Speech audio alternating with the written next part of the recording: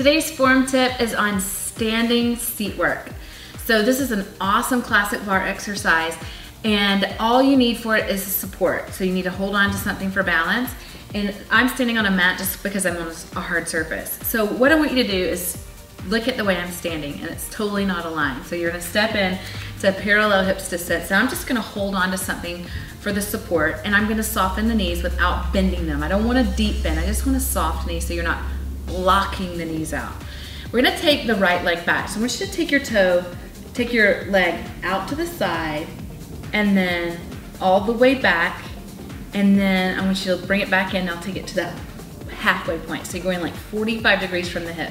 So a lot of times this is just a really good way to measure it. So it's not out to the side, it's not straight back, it's just that 45 from the hips. If you want to draw that little line. Now the first thing I want you to do is make sure you're still soft in the knee and you haven't locked out, and you've got your weight inside of the foot, so you're not sinking over into that standing side of the left foot. And so then we're gonna just keep the toes on the floor, zip your abs up, and squeeze your glutes. And squeeze the glutes. As you zip the core up, the front core, the abs up, you're gonna create some resistance, but it's also going to keep your back stable.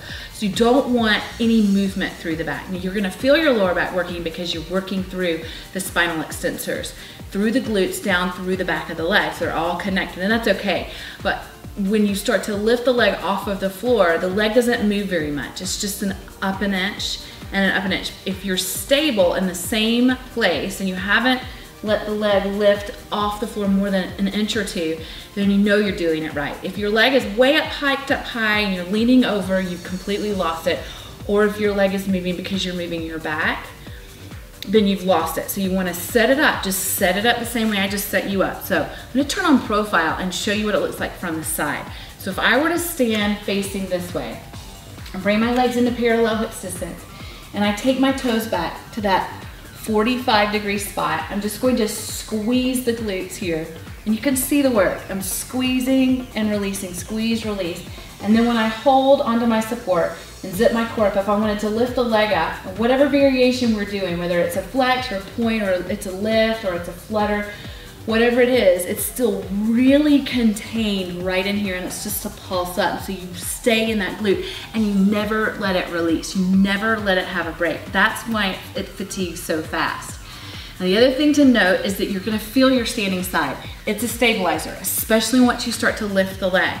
But when you get your form right, you're gonna get the most out of this exercise rather than the erratic movements and the big range of motion where you don't really get what you're going for in this exercise. So form first, your best, not perfection. I would love to see you in my streaming classes. I would love to train you. I can definitely help you change your body and be your best. Visit me at SuzanneBowenFitness.com, and I hope to see you soon.